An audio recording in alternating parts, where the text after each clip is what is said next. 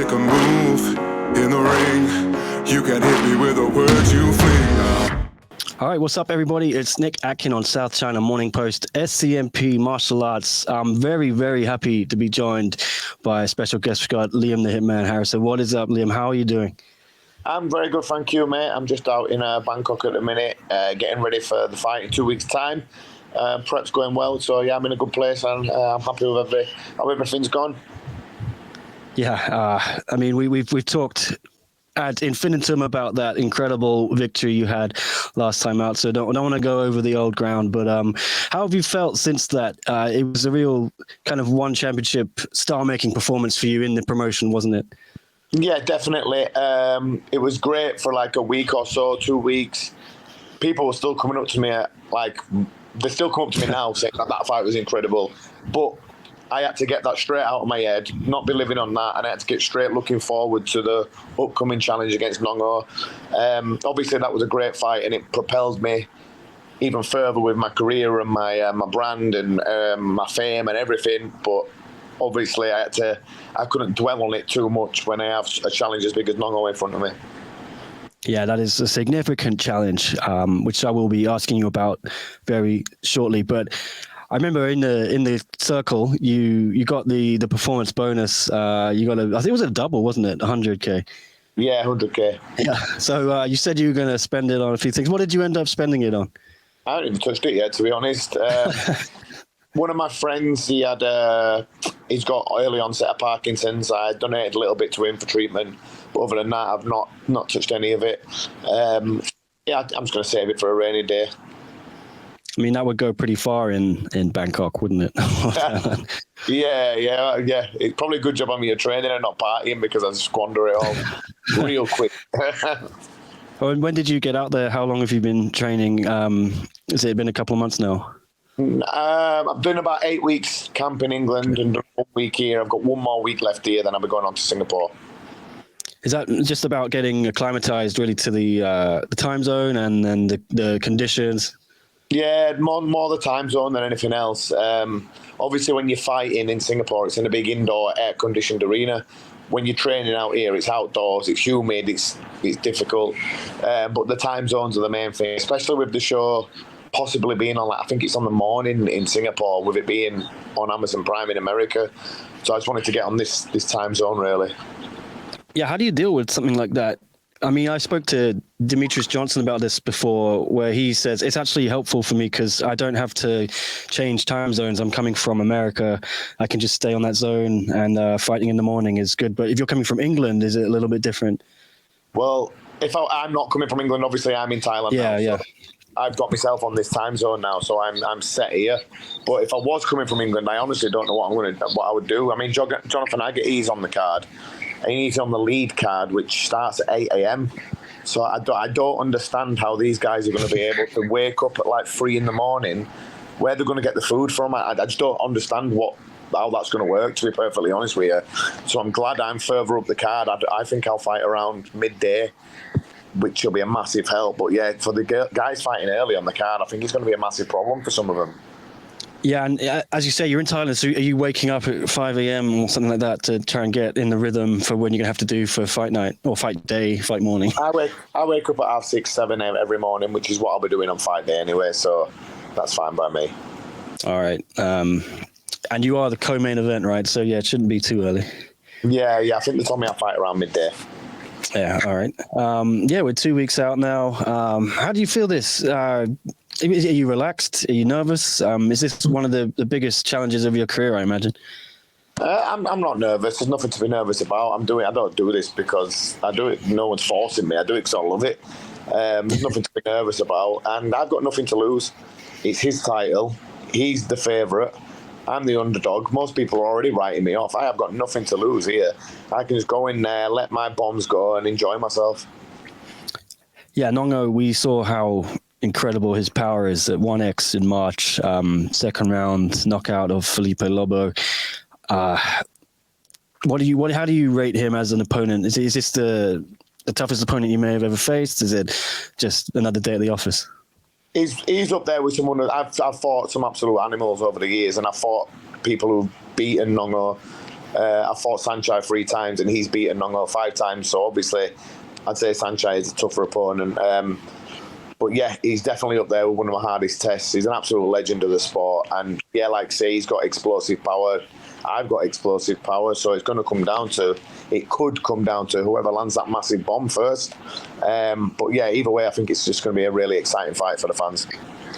Yeah, and it's the perfect stage, isn't it? Amazon Prime, first card, one championship. I think there's a reason they've put you in this spot. They know you're going to deliver an exciting fight, right? Yeah, win, lose or draw with me, you know what you're going to get. There's knockdowns, there's knockouts, there's blood and there's guts and there's all the rest of it. I always aim to entertain the crowd with my fighting style. Whether that's me being the hammer or me being the nail, you always know you're going to get some sort of drama in my fights. And you seem to have a pretty good relationship as well with the boss man, Chatri. He seems to be a very big fan of you. What do you think that is? Is it just your style you think he likes? You get on well with him behind the scenes? Yeah, I get on well with him. Obviously, my style is very fan-friendly. Like I say, I've been working hard for over 20 years in this sport. So I think he admires my work ethic. I try and get as many eyes on one championship as I can and use my platform to promote the brand and the sport. And obviously, every time I fight and go in there, it's nothing but action. So yeah, I think I do get on well with him, and I think he does respect my work ethic. And now there's a lot of other brilliant fights on this card, particularly Muay Thai fights. We've got Rodtang and Savas Michael in the Grand Prix semi-final flyweight. Could I get a pick from you for that? I honestly, you know what? I can't call that fight. I mean, again, a lot of people are writing Savas off, but I think he's if there's one foreigner who could beat Rodtang, it is possibly Savas. But again, Rodtang's an absolute beast. I see, though, I'm training alongside Superlek at the minute. He's also on that card, and I don't see anyone beating him. He's an absolute animal. I see Superlek as winning the tournament.